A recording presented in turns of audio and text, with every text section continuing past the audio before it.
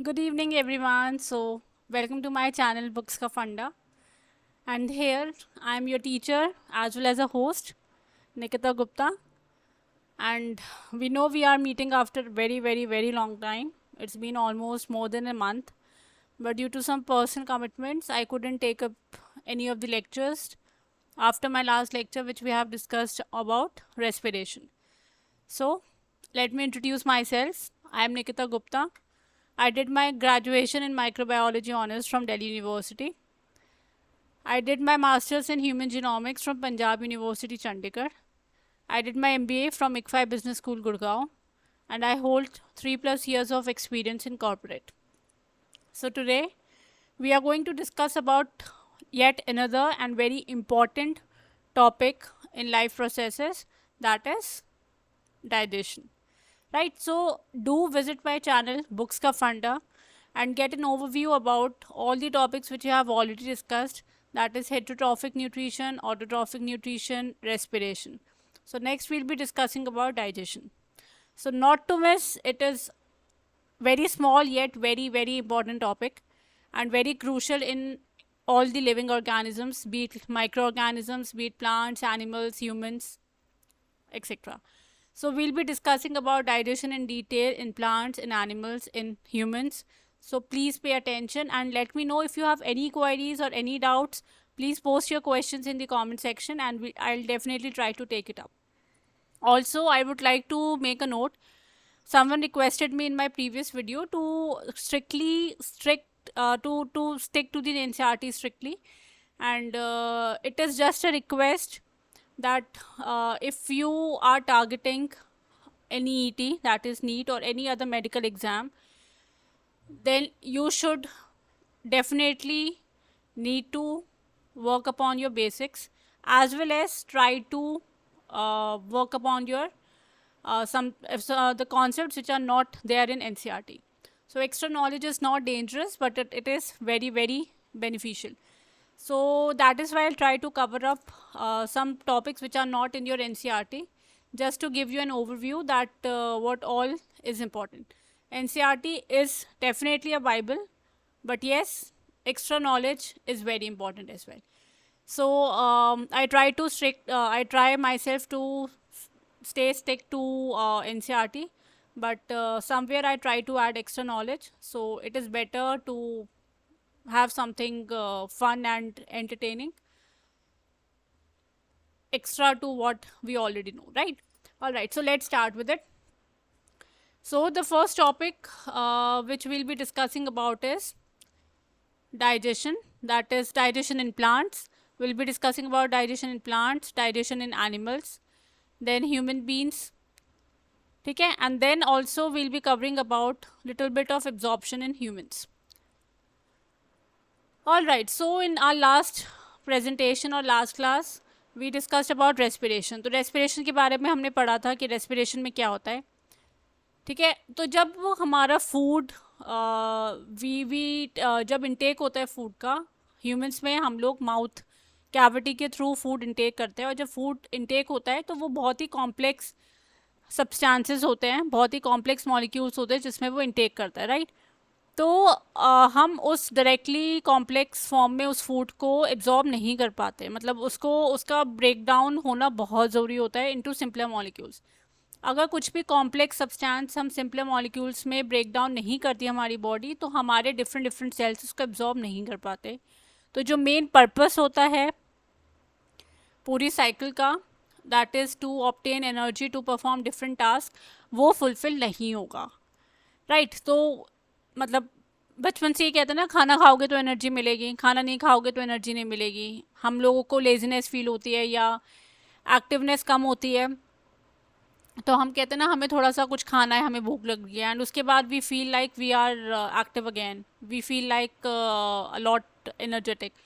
तो ये सब किस लिए होता है, जब हम फूड का इंटेक करते हैं तो फूड को डाइजेस्ट होने में कुछ टाइम लगता है, बट डाइजेशन के बाद उसके smaller components different cells absorb करके एटीपी जो निकलता है, जो एनर्जी यूटिलाइज होता है और जो रिलीज होता है, that is been utilise by different cells, ठीक है. ठीक है, तो डाइजेशन के बारे में हमने अभी बात करी कि डाइजेशन क्या होता है. It is a break down of complex food into simpler molecules, ठीक है, complex food into simpler molecules by the body and then which the body cells can absorb. अब जो डाइजेशन होता है ना वो दो तरीके के होते हैं, या तो मैकेनिकल डाइजेशन या फिर केमिकल डाइजेशन। मैकेनिकल डाइजेशन में क्या होता है, जब फिजिकल ब्रेकडाउन होता है, जब complex molecules physically break down होते हैं इनटू सिंपलर मॉलिक्यूल्स, तो उसको मैकेनिकल ब्रेक डाउन करते हैं, ठीक है। और ये बेसिकली माउथ और स्टमक में होता है। जब हम फूड को we take it through our oral cavity, तो हमारे जो टीथ होते हैं with the help of saliva that is release by salivary glands, उसके साथ मिक्स होकर जो कॉम्प्लेक्स मॉलिक्यूल है उसको हम छोटे छोटे सिंपलर या फिर छोटे छोटे पार्ट्स में ब्रेक डाउन कर देते हैं, that is mechanical break down, ठीक है। उसके बाद, और ये स्टमक में भी होता है, केमिकल ब्रेकडाउन क्या होता है, जब large number of chemical substances या फिर एंजाइम्स उन कॉम्प्लेक्स मॉलिक्यूल्स पे एक्ट करके स्मॉलर मॉलिक्यूल्स प्रोड्यूस करते हैं, उसको हम केमिकल ब्रेकडाउन कहते हैं।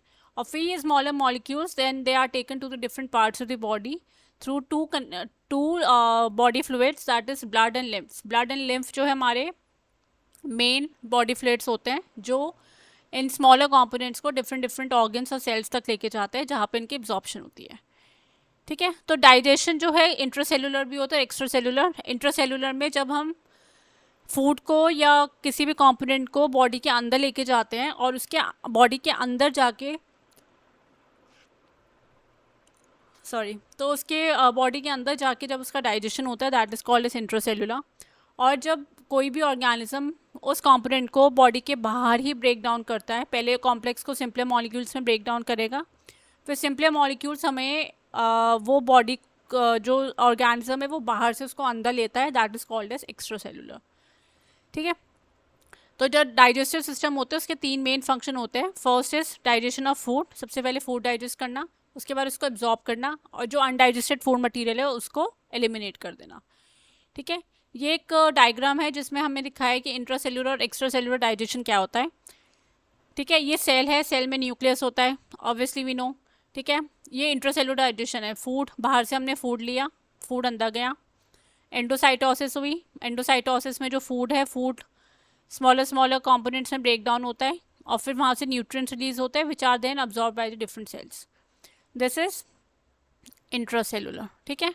उसके बाद एक एक्स्ट्रा सेलुलर होता है जिसके अंदर सेल जो कंपोनेंट है कॉम्प्लेक्स मॉलिक्यूल या फूड वो बाहरी ब्रेक डाउन होता है, ठीक है। एंजाइम्स जो है उस पर काम करते हैं, उसको बाहरी ब्रेक डाउन करते हैं, बाहर से वो न्यूट्रिएंट्स रिलीज करते हैं, न्यूट्रिएंट्स फिर बॉडी के अंदर जाता है और डिफरेंट डिफरेंट सेल्स में वो न्यूट्रिएंट्स अब्जॉर्ब हो जाता है which is called as extra cellular, ठीक है। तो ये मैंने आपको बताया। इसमें अगर मैं एग्जांपल की बात करूं थोड़ा सा, अगर हम इसको जल्दी से ओवरव्यू देखते हैं, इंट्रासेलुलर में जैसे एक्टिव ट्रांसपोर्ट होता है। एक्टिव ट्रांसपोर्ट क्या होता है, जिसमें हमें एटीपी की रिक्वायरमेंट होती है मॉलिक्यूल्स को एक जगह से दूसरी जगह भेजने के लिए, ठीक है। तो इसमें हमें एक्टिव ट्रांसपोर्ट होता है। नेक्स्ट होता है डिफ्यूजन। डिफ्यूजन हमें पता है जहाँ पे कॉन्सेंट्रेशन ज़्यादा होती है वहाँ से मॉलिक्यूल अपनी लोअर कॉन्सेंट्रेशन की तरफ जब मूव करता है that is called as diffusion, ठीक है।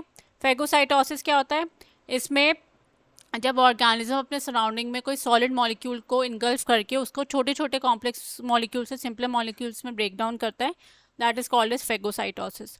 और जब वो मॉलिक्यूल उस फूड पार्टिकल को जब इनगल्फ करता है दैट फॉर्म्स फेगोसाइटोटिक वेसिकल।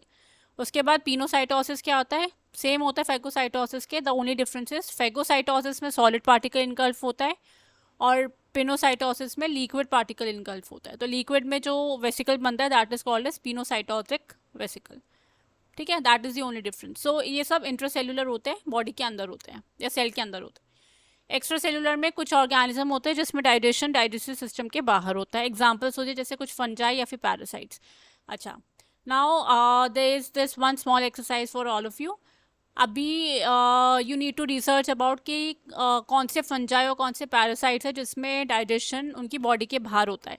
तो do let me know in the comment section and let's see who is actually studying hard, ठीक है। तो कुछ ऑर्गेनिजम्स होते हैं जो कि डेड ऑर्गेनिज्म पे फीड करते हैं, ठीक है। इनको हम क्या कहते हैं, सेप्रोफाइट्स। हमने लास्ट प्रेजेंटेशन में पढ़ा था, हेटेरोट्रॉफिक न्यूट्रिशन में पढ़ा था कि जो ऑर्गेनिजम्स डेड और डीकेड ऑर्गेनिक मैटर पे फीड करते हैं उसको हम कहते हैं सेप्रोफाइट्स। और कुछ ऑर्गेनिज्म होते हैं जो लिविंग ऑर्गेनिज्म पे फीड करते हैं फॉर देयर न्यूट्रिशन।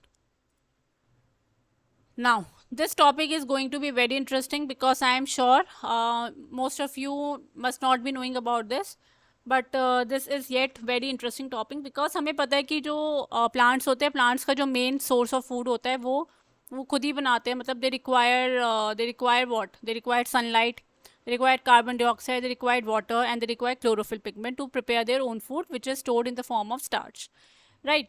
तो this we know, मतलब normally under normal conditions plants में यही टाइप का प्रोसेस देखा जाता है, न्यूट्रिशन प्रोसेस. बट एक इंटरेस्टिंग फैक्ट है कुछ प्लांट्स के बारे में. कुछ प्लांट्स होते हैं जो ऐसी जगह पे ग्रो करते हैं जो न्यूट्रिएंट डेफिशिएंट होती है, जहाँ पे उनको रिक्वायर्ड न्यूट्रिशन नहीं मिल पाता है. वहाँ पे प्लांट्स कैसे ग्रो करेंगे? अगर उनको न्यूट्रिशन मिलेगा दे विल डाई डेफिनेटली, वो अपना खाना नहीं बना पाएंगे. तो उस केस में जो प्लांट्स होते हैं उनको हम इंसेक्टिवोरस प्लांट्स कहते हैं, और वो इंसेक्ट्स को ट्रैप करते हैं एंड उससे अपना न्यूट्रिशन गेन करते हैं. कैसे? जल्दी से एक बार देख लेते हैं. To survive in nutrient poor habitats, carnivorous plants, तो प्लांट्स जो है कार्निवोरस भी होता है, ये स्मॉल ऑर्गेनिजम्स को कैप्चर करते हैं फॉर न्यूट्रिएंट्स. ठीक है. तो जो ट्रैप्स होते हैं कार्निवोर्स के, ये एनालॉगस होते हैं to digestive system of animals. Analogous क्या होता है? सिमिलर, मतलब डिफरेंट स्ट्रक्चर होता है बट सेम फंक्शन होता है. तो डाइजेस्टिव सिस्टम जो हमारे ह्यूमंस और एनिमल्स में होते हैं, उनके जो ट्रैप्स होते हैं वो उसकी तरह ही काम करते हैं, और इसके पास they are equipped with mechanism for break down and absorption of nutrients. ठीक है. तो जो carnivores plants which are discovered to date, they have their tree leaves, उनकी जो लीव्स होती है वो फ्लैप में या ट्रैप में कन्वर्ट हो जाती है, which are and therefore they are known as trap leaves. ठीक है. तो जो प्रे है वो डाइजेस्टिव सिस्टम के थ्रू इन प्लांट्स में ट्रैवल नहीं करता, क्योंकि इनके पास कोई एक मतलब वेल एक्सप्लेन्ड या वेल मेड डाइजेस्टिव सिस्टम नहीं होता है. बट जहाँ पे ये प्रे को या इंसेक्ट को कैप्चर करते हैं, वहीं पे उस पर अपने एंजाइम्स को एक्ट करा के वहीं पे उसका ब्रेक डाउन होता है, और फिर वो जो न्यूट्रिएंट्स प्रोड्यूस होते हैं वो प्लांट्स उसको एब्जॉर्ब कर लेता है. ठीक है. तो जो ग्लैंड्स होते हैं कार्निवोरस प्लांट्स में, it secretes a lot of enzymes and substances which act on these insects, such as it releases mucilage, तो जो म्यूकस कवरिंग होती है उसको ब्रेक डाउन करता है. It also produces some acids, proteins including digestive enzymes. It also absorb degraded products using membrane proteins and endocytosis. ठीक है. तो जो इनके लीव्स होती है ये ट्रैप एक ट्रैपिंग स्ट्रक्चर बनाते हैं, therefore these are called as trap leaves. और इनके जो ग्लैंड्स होते हैं ये सब mucilage, acids, proteins, digestive enzymes, ये सब कुछ प्रोड्यूस करते हैं ताकि वो उन इंसेक्ट्स पे कंप्लीटली एक्ट कर सके. ठीक है. तो this is a picture you can see. यहाँ पे ये लिक्विड है जिसमें इनके सारे एंजाइम्स और एसिड्स वगैरह प्रोड्यूस हो चुके हैं, सीक्रेट हो चुके हैं. ये जो आप ये लीव देख रहे हो ये एक फ्लैप है, मतलब ये इस तरीके से फ्लैप की तरह बंद हो जाता है. जैसे इंसेक्ट आएगा वो ऐसे फ्लैप की तरह बंद कर लेगा. ठीक है. तो यहाँ पे जैसे इंसेक्ट आया फ्लैप की तरह बंद हो गया. इस लिक्विड में इंसेक्ट्स जो है डिजॉल्व हो गए. जितने भी डाइजेस्टिव एंजाइम्स और एसिड्स है इसमें इन इंसेक्ट पे इन्होंने रिएक्ट करना शुरू कर दिया. ठीक है. और इसके न्यूट्रिएंट्स इसमें रिलीज हो जाते हैं, और ये nutrients are then absorb by birds, so it is absorb by the plants. तो ये मैकेनिज्म होता है इंसेक्टिवोरस प्लांट्स में. ठीक है. अभी हम जल्दी से देख लेते हैं कि डाइजेशन इन एनिमल्स कैसे होता है. ठीक है. अभी हमने प्लांट्स के बारे में पढ़ा, अभी हम जल्दी से एनिमल्स के बारे में पढ़ेंगे. और ये आपने पढ़ा ही होगा कि जो मोस्ट फेमस और मोस्ट कॉमन एग्जाम्पल है to study digestion in animals, it is ruminants. Ruminants कौन होते हैं? रूमिनेंट्स वो ऑर्गेनिज्म होते हैं जिनके स्टमक में 4 बेसिक स्ट्रक्चर्स होते हैं. ठीक है. तो मैं आपको एक बहुत इंटरेस्टिंग सी वीडियो दिखाऊंगी जिसमें स्टेप बाय स्टेप सारा कुछ एक्सप्लेन है कि रूमिनेंट्स में किस तरीके से फूड इनटेक होता है. फूड इनटेक उसके बाद स्टमक के कौन से चेम्बर में जाता है, उसके बाद कहा जाता है, and how it is digested. तो have a look on this video. तो अभी ये वीडियो मैं आपको एक फटाफट दिखा देती हूँ, विच is a very interesting video. Unlike humans, all grass-eating animals have a special stomach with 4 chambers, namely rumen, reticulum, omasum, and abomasum. Let's see the process of digestion in grass-eating animals. The animals quickly swallow the grass and store it in rumen, the first chamber of the stomach. In the rumen, the food gets partially digested. The partially digested food is called cud. The cud is pushed into the reticulum, the second chamber of the stomach, and from here it is sent back into the mouth for thorough chewing. The process of chewing the cud is called rumination, and animals which chew the cud are called ruminants. The rechewed food is swallowed and sent into the omasum, the third and the smallest chamber of the stomach, to absorb excess water from the food. In the omasum, the food is broken down to even smaller pieces. This is then sent to the last chamber, abomasum, which is also called the true stomach. The digested food then goes into the small intestine, where absorption of nutrients takes place. A large sac-like structure called cecum, present between the small intestine and large intestine, also contain bacteria that help in the digestion of cellulose, a carbohydrate that is present in grass. So, you now know why cattle keep chewing all the time. This is very beautifully explained. Digestion in animals, especially in ruminants, was very beautifully explained through this video. So I hope it is very much clear to all of you. Alright. So we have discussed about digestion in plants. We have seen digestion in animals. Now we'll be taking digestion in humans. And which is the most important, क्योंकि हम लोग खुद लोग humans हैं, and therefore हम लोग humans की activities में ज़्यादा interested होते हैं कि हमारे बॉडी में खाना कहाँ से क्या जाएगा, उसके बाद क्या होता है, ऑब्वियसली. ठीक है. तो सबसे पहले अभी मैं आपको एक ये डायग्राम एक्सप्लेन करना चाहूँगी. इस डायग्राम में आप देख सकते हो कि सबसे पहले ये हमारी ओरल कैविटी है, जहाँ से खाना हम अंदर लेते हैं. ठीक है. ओरल कैविटी के अंदर हमारे पास टीथ है, we have tongue, we have salivary glands. Salivary glands are further divided into these three subcategories, which you need not to learn obviously, but if you know, it is good. ठीक है. Then oral cavity of windpipe. This is the windpipe. This is the oral cavity. They together makes the common duct, which is called as esophagus.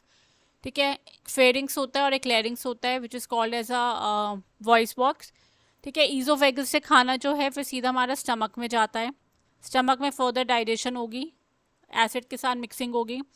Stomach के सीधा ऊपर हम देखेंगे तो यहाँ पे लिवर होता है, जहाँ से बाइल सॉल्ट्स और बाइल जूस रिलीज होते हैं. उसके बाद गॉल ब्लैडर होता है.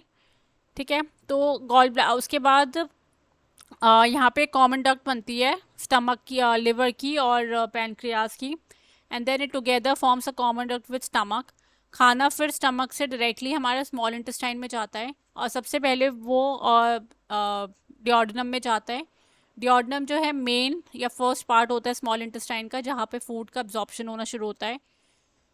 स्मॉल इंटेस्टाइन में डिओडनम के बाद वो जेजुनम में जाता है. उसके बाद लार्ज इंटेस्टाइन में जाता है, जहाँ पे हमारा रिमेनिंग वाटर, एक्स्ट्रा वाटर और जितने भी इलेक्ट्रोलाइट्स हैं उनका एब्जॉर्प्शन होता है.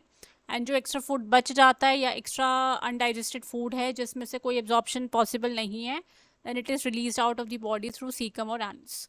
ठीक है. This I gave you an overview of how digestion takes place in humans. Now will be discussing much more in detail. तो ये मैंने आपको बताया कि जो मेन ऑर्गन्स होते हैं ह्यूमन डाइजेस्टिव सिस्टम के, वो एक ट्यूब फॉर्म करते हैं जो कि माउथ से सीधा एनस तक जाती है. ठीक है. तो मेन फंक्शन या जो मेन प्रोसेस होता है digestion, that is ingestion of food, ingestion of nutrients, and then to remove the undigested food out of the body. सबसे पहले we take in the food through our mouth cavity. उसके बाद फिर वो ईजोफेगस में move करता है, और माउथ से जो ईजोफेगस में जाता है that is through the movement of peristaltic muscles. तो इस तरीके से the muscles keeps on moving. तो जो फूड है वो माउथ कैविटी के थ्रू होते होते ईजोफेगस से जाते जाते सीधा स्टमक में जाता है. तो ऑब्वियसली जो मूवमेंट कुछ करनी पड़ेगी ताकि फूड नीचे नीचे मूव करता जाए. And definitely food is mixed with saliva so that it allows its smooth passage. उसके बाद कॉन्टीन्यूस चर्निंग मूवमेंट जो होती है मस्कुलर वॉल्स की of the stomach, it mix with digestive fluid which is called as gastric juice. ठीक है. जो stomach में होता है. ठीक है. स्टमक के ये बॉटम पे एक स्ट्रक्चर होता है which is called as pyloric sphincter, जो कि इसकी एक्टिविटी को कंट्रोल करता है. यहाँ पे स्टमक के नीचे एक स्ट्रक्चर होता है कॉल्ड एज पाइलोरिक स्पिंक्टर. ठीक है. जो हमारा चाइम होता है, व्हाट इज चाइम? चाइम जो हमारा curd like ball like mass बना है खाने का, उसकी मूवमेंट को कंट्रोल करता है ताकि वो सबसे पहले स्मॉल इंटेस्टाइन के फर्स्ट पार्ट में जाए, जहाँ पे मैंने आपको बताया डिओडेनम। ठीक है, स्मॉल इंटेस्टाइन में फिर केमिकल डाइजेशन होता है, जितने भी इंजाइम्स है वो इसके साथ मिक्स होता है, जितना भी रिलीज सिक्रेशन है पेनक्रियाज का और लिवर का वो इसके साथ मिक्स होता है और उसको कॉम्प्लेक्स मॉलिक्यूल को फिर से और स्मॉलर मॉलिक्यूल्स में वो कन्वर्ट कर देता है। ठीक है, जब डाइजेशन स्मॉलर मॉलिक्यूल में हो जाता है उसके बाद जाके एब्जॉर्प्शन होता है। तो डिओडेनम में हमारा केमिकल रिएक्शन ही चल रहा होता है, उसके बाद जब जेजुनम होता है वहाँ पे एब्जॉर्प्शन स्टार्ट होता है। ठीक है, तो जो डाइजेस्टिव फूड है एब्जॉर्प्शन के बाद वो मिनरल्स और वाइटामिन के साथ मिक्स होकर एब्जॉर्ब हो जाता है, और जो रिमेनिंग फूड है then it is passed on to large intestine, जहाँ पे absorption of extra water and electrolytes होता है। ठीक है, and then the undigested food is then accumulated and removed out of the body through anus. I hope it is clear.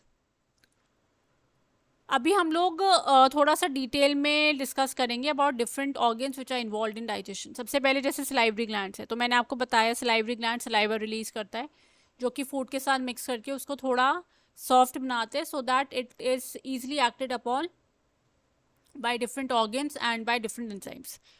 तो salivary glands में एक exocrine gland है जो कि सलाइवा रिलीज करता है, और सलाइवा में डिफरेंट एंजाइम्स होते हैं such as lysozyme, amylase and lingual lipase.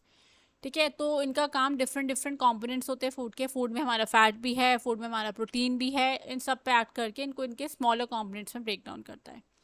जैसे अमाइलेज जो है कार्बोहाइड्रेट्स पे वर्क करेगा, लाइजोजाइम कोई भी बैक्टीरिया अगर एंटर कर गया फूड के साथ वो उस पर एक्ट करके उसको किल कर देता है ताकि हमारी बॉडी इन्फेक्शन से दूर है। सलाइवरी ग्लैंड के बाद खाना जो है वो ईजोफेगस में जाता, जो कि एक मस्कुलर ट्यूब होती है जो कि जो थ्रोट फैरिंग्स को डायरेक्टली स्टमक से कनेक्ट करती है। ठीक है, एंड जो मूवमेंट होती है फूड की through oesophagus to stomach that is peristalsis movement. उसके बाद फाइनली जो मेन ऑर्गन है जहाँ पे हमारा फूड का फर्स्ट प्रोसेस और फर्स्ट स्टेप ऑफ डाइजेशन होता है, वैसे तो माउथ में स्टार्ट हो जाता है but with the mixing of the enzymes and acids and everything it starts with stomach. तो स्टमक जो एक सैक लाइक मस्कुलर ऑर्गन होता है जहाँ पे फूड हमारे पहुँचता है फ्रॉम ईजोफेगस। ठीक है, वहाँ पे एक हाइड्रोक्लोरिक एसिड होता है। हाइड्रोक्लोरिक एसिड स्टमक की वॉल्स को नुकसान नहीं देता क्योंकि उनके अक्रॉस और उनके अराउंड म्यूकस लेयर प्रेजेंट होती है, तो म्यूकस लेयर उसको प्रोटेक्ट करती है from the harmful effect of HCl। और HCl इसलिए प्रोड्यूस होता है क्योंकि जितने भी एंजाइम स्टमक में प्रेजेंट है वो HCl की प्रेजेंस में ही एक्टिवेट होते हैं। ठीक है, तो HCl जो है उनके लिए कैटलिस्ट है फॉर एक्टिवेटिंग देम। ठीक है, उसके बाद जब फूड और वाटर मिक्स होते हैं इट फॉर्म्स अ चाइम, जैसे हमने अभी ड्यूमिनेंट्स में देखा इट इज कॉल्ड एज कड CUD, ऐसे ही ह्यूमंस में इसे चाइम कहते हैं। और इसके बाद HCl जो है लो pH मेंटेन करता है and it is also important for the activation of several enzymes which are present in stomach. So there are certain important facts or very interesting facts about stomach which I would like to like tell you. So it takes about 40 minutes to few hours to break down the food. ठीक है, कभी कभी होता है ना कि बहुत ज़्यादा खा लिया, ओवर ईटिंग हो गई, तो थोड़ा सा घूम ही आते हैं, वॉक कर ही आते हैं ताकि फूड जल्दी से डाइजेस्ट हो जाए। तो ऑलमोस्ट 40 मिनट से कुछ घंटे लगते हैं खाने को डाइजेस्ट करने के लिए। Obviously if you are eating vegetarian food तो वो जल्दी डाइजेस्ट हो जाएगा, if you are eating non vegetarian food तो इट विल टेक टाइम। ठीक है, and average stomach can hold up to 1 to 4 litre of food comfortably, तो 4 litre तक खाना हमारे पेट में आराम से बिना किसी दिक्कत के स्टोर हो सकता है। ऑब्वियसली इट डिपेंड्स और it varies from person to person and age to age, और कभी कभी एक नॉर्मल एवरेज में अगर 4 लीटर से ज़्यादा हम लोग खाना खा लेते हैं तो that is why we feel uncomfortable कि ओवर ईटिंग हो गई है, वॉमिट लग रहा है या नौशिया हो रहा है या फिर स्टफ लाइक दैट। तो एंड स्टमक की इंटरनल म्यूकस लाइनिंग होती है जो कि उसको एसिड अटैक से प्रोटेक्ट करती है। ठीक है, उसके बाद एक और ऑर्गन जो है पेनक्रियास। पेनक्रियास जो है हेट्रोक्राइन ऑर्गन होता है, मतलब उसका एंडोक्राइन और एक्सोक्राइन फंक्शन है। वो इंसुलिन प्रोड्यूस करता है और ग्लूकागॉन प्रोड्यूस करता है। तो ग्लूकागॉन क्या होता है, वो हमारे blood sugar level, normal blood sugar level को मेंटेन रखता है, और इंसुलिन जो है जब शुगर लेवल कम होने लगती है तब इंसुलिन प्रोड्यूस होती है ताकि वो उसका इफेक्ट ना आए। और एक्सोक्राइन में वो पेनक्राटिक जूस प्रोड्यूस करता है जो कि डाइजेशन में इन्वॉल्व होता है। ठीक है, उसके बाद गॉल ब्लैडर होता है। गॉल ब्लैडर क्या करता है, जितनी भी बाइल डक्ट्स होते हैं लिवर को उसको उससे कनेक्टेड होता है थ्रू सिस्टिक डक्ट। ठीक है, तो यहाँ पे जितने भी बाइल जूसेस होते हैं लिवर के वो आते हैं, which are involve in break down of fats in small intestine. उसके बाद लिवर होता है। लिवर जो है लार्जेस्ट ग्लैंड होता है ह्यूमन बॉडी में। उसके पास 2 लोब्स होते हैं और each lobule is covered with the connective tissue called as Glisson's capsule. ठीक है, just for add information. Bile juice जो है लिवर में हिपैटिक सेल्स होते हैं। Hepatic cells bile juice release करते हैं जो कि गॉल ब्लैडर में स्टोर होता है थ्रू सिस्टिक डक्ट। ठीक है, जो बाइल डक्ट होता है और जो सिस्टिक डक्ट होती है, they together form called as common bile duct. Together forms called as common bile duct. और जो बाइल डक्ट जो लिवर से और गॉल ब्लैडर से मिलकर आ रही है वो पेनक्रियाटिक डक्ट से मिलती है। And pancreatic duct plus cystic duct together pancreatic duct plus bile duct together forms as hepatopancreatic duct. ठीक है, and it is guarded by sphincter of Oddi. तो स्फिंक्टर ऑफ ओडीडीआई होता है जो कि इस पूरी मूवमेंट को कंट्रोल करता है। ठीक है, so I know this is a bit complicated but it is still very easy. तो बेसिकली हमारा बाइल लिवर से बाइल डक्ट आती है जो कि गॉल ब्लैडर में जाती है, और गॉल ब्लैडर और बाइल डक्ट दोनों मिला के सिस्टिक डक्ट बनाते हैं। ठीक है, उसके बाद जो सिस्टिक डक्ट होती है और बाइल डक्ट जो लिवर से आ रही है, the together forms common bile duct. Pancreas से जो डक्ट आ रही है वो और common bile duct, they together forms as hepatopancreatic duct. They form hepatopancreatic duct. उसके बाद ये एक डायग्राम है and I hope you can recognise this is from NCERT only. तो यहाँ पे अभी यही एक्सप्लेन किया गया है। ये हमारा पेनक्रियाज है। ठीक है, ये हमारा ये पेनक्रियाज है, ये पेनक्रियाटिक डक्ट है। यहाँ पे एक गॉल ब्लैडर है और इसी के ऊपर हमारा लिवर है। ये पूरा ऐसे फॉर एग्जांपल लिवर है। ठीक है, लिवर से हमारी क्या आ रही है, बाइल डक्ट्स आ रही हैं, और ये जो डक्ट जा रही है ये गॉल ब्लैडर से जा रही है। तो दोनों मिक्स होके एक कॉमन बाइल डक्ट बनाते हैं जो हमने अभी बताया था। ठीक है, ये पूरा पेनक्रियाज है और पेनक्रियाज से हमारी पेनक्रियाटिक डक्ट जा रही है। तो जो पेनक्रियाटिक डक्ट है और जो कॉमन बाइल डक्ट है, दे टुगेदर फॉर्म्स हिपैटोपेनक्रियाटिक डक्ट। बस इतना है। अभी हम लोग फटाफट इंजाइमेटिक एक्टिविटीज़ के बारे में बात करेंगे। अभी हमने ये बात करी कि हाँ ये ग्लैंड ये एंजाइम प्रोड्यूस करता है या फिर ये रिलीज़ करता है, बट एक्चुअल में कौन सा ग्लैंड कौन से एंजाइम प्रोड्यूस करता है एंड उसका कैसे फंक्शनिंग है वो अभी हम इसमें देख लेते हैं। And this is again taken from your NCERT. तो सलाइवरी ग्लैंड के बारे में हम बात करते हैं। तो सलाइवरी ग्लैंड में सबसे पहले सलाइवरी अमाइलेज प्रोड्यूस करता है। It also releases lysozyme. ठीक है, तो स्टार्च पे काम करता है सलाइवरी अमाइलेज और इसके लिए पीएच चाहिए होता है 6.8 and it gets converted into maltose. ठीक है, उसके बाद स्टमक में जाता है। स्टमक में पेप्सिनोजन होता है विच इज़ अ प्रोएंजाइम। इसको HCl चाहिए टू गेट एक्टिवेट होकर at a pH of 1.8 activate होके पेप्सिनोजन एक्टिव एंजाइम में कन्वर्ट होता है called as pepsin which is a proteolytic enzyme. Proteolytic enzyme क्या होता है, जो प्रोटीन्स पे एक्ट करते हैं and it converts them into proteoses and peptones. उसके बाद एक रेनिन होता है। रेनिन का सेम काम होता है एज पेप्सिन, बट रेनिन हमारे curd gastric juices of infants, तो इन्फेंट्स में पेप्सिन नहीं होता, उनमें रेनिन होता है। ठीक है, एंड बेसिकली उनका मेन सोर्स ऑफ न्यूट्रिशन क्या होता है, मिल्क। तो मिल्क प्रोटीन्स को ब्रेक डाउन करने में हेल्प करते हैं। ठीक है, ऑल्सो स्टमक में small amount of lipases release होता है which converts by gastric glands which acts upon the lipids. उसके बाद स्मॉल इंटेस्टाइन में क्या होता है, स्मॉल इंटेस्टाइन में प्रोटीन्स, प्रोटियोसिस एंड पेप्टोन्स होते हैं which are partially hydrolyse protein. जो स्टमक में हाइड्रोलाइज हो गए वो स्मॉल इंटेस्टाइन में पहुंचते हैं, और जो उसके फर्स्ट पार्ट है which is called is duodenum, उसमें अभी भी कन्वर्जन या फिर दिस एंजाइमेटिक एक्टिविटी चल रही होती है इन कंपोनेंट्स में। ठीक है, तो जब इंटेस्टाइन में पहुंचते हैं प्रोटीन्स, पेप्टोन्स एंड प्रोटीएसिस, इस पे ट्रिप्सिन, काइमोट्रिप्सिन या कार्बोक्सी पेप्टाइडेज एक्ट करता है टू फॉर्म डाइपेप्टाइड्स।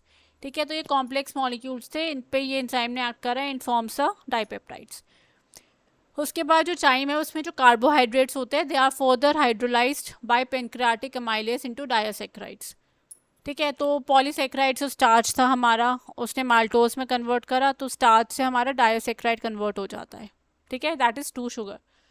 उसके बाद जो फैट्स है वो भी ब्रोकन डाउन होते हैं in small intestine with the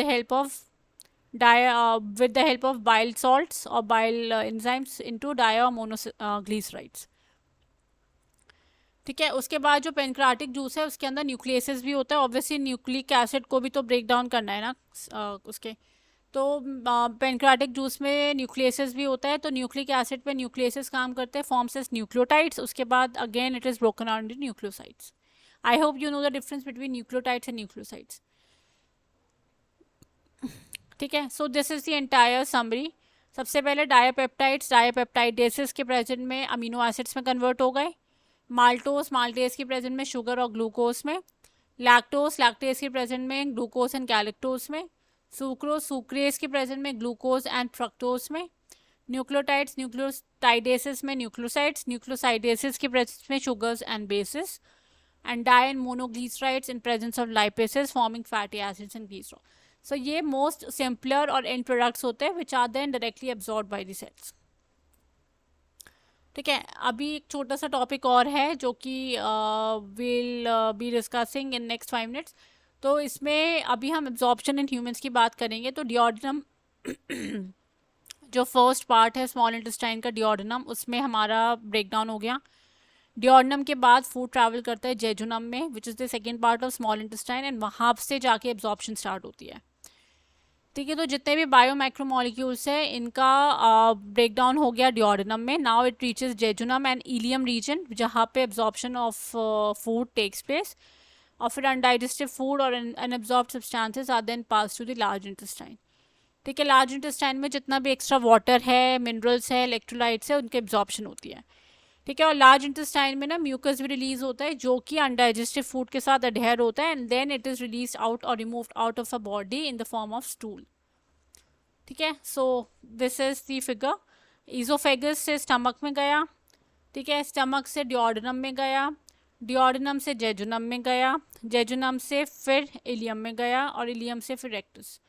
this is the large intestine, and then it is removed out of the body through rectum और anus. So I hope it was an interesting topic, and I tried to explain as much as possible. So thank you for watching, thank you for listening me, and do like, share and subscribe my channel, that is Books Ka Funda. And do please post your feedbacks and do share your comments. And